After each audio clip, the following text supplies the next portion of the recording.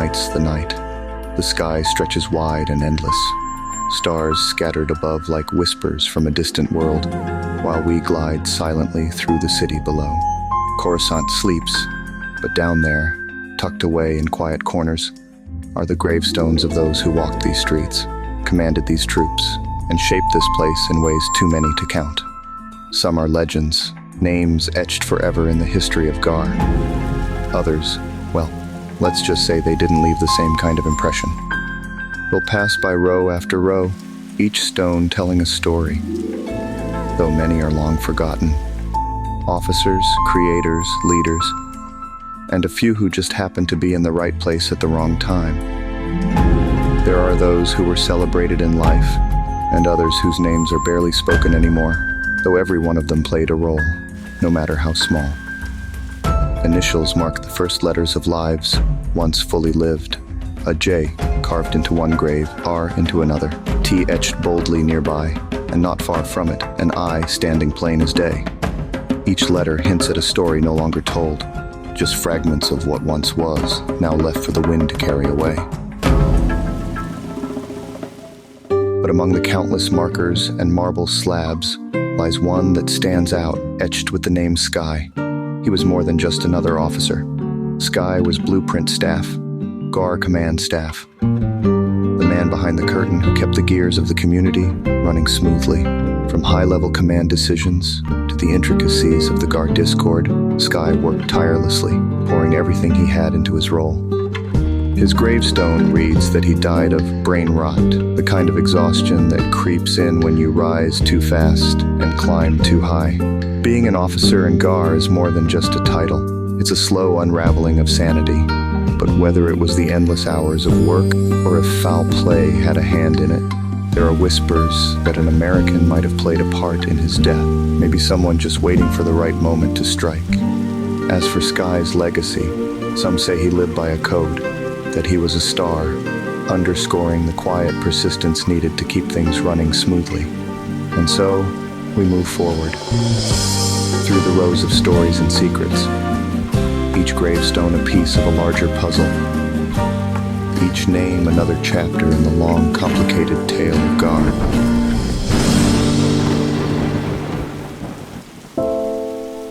Rainy Lo-Fi. Most of us just called him Rainy, the lead developer of Gar, the one who took a good idea and made it extraordinary with his skill and creativity. Rainy was beloved by the community for his kindness and talent. If there was a problem in the game, Rainy would fix it. And if there was an idea for an update, he would turn it into something better than anyone expected, bringing players together in ways few could have imagined. But every journey has a beginning, and Rainy started on the rolling plains of a Scottish sheep farm, where his family had raised sheep for generations. Rainy was fascinated by the complexities of the farm's operations. He spent hours sketching out equations in the barn, working out strategies to manage the flock more efficiently. When he got older, he left the farm and set out for the big city, hoping to pitch his revolutionary farm management software. Just something to save farmers time and effort by tracking fields and herds with precision.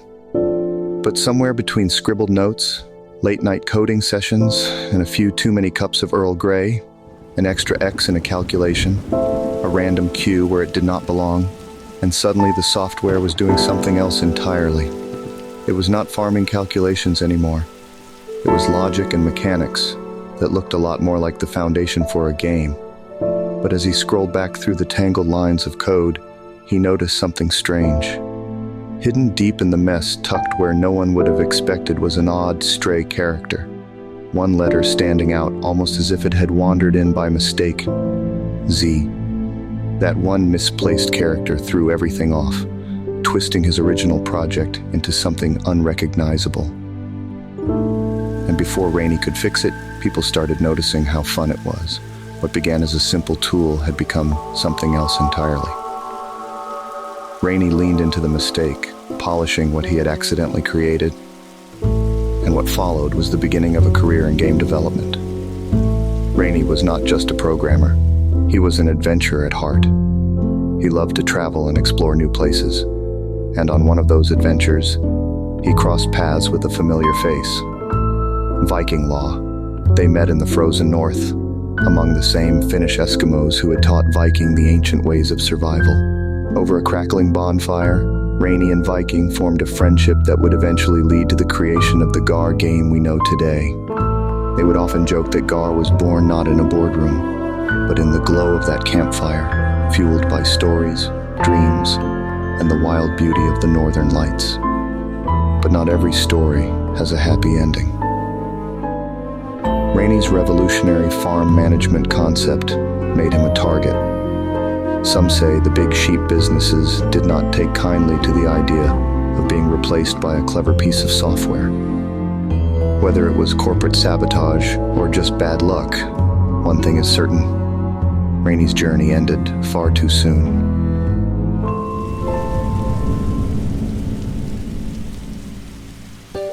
Field beef. Most of us called him Beef, and if you ever played Gar, you knew the name. But to know Field Beef, you had to understand that his story began long before he joined the ranks.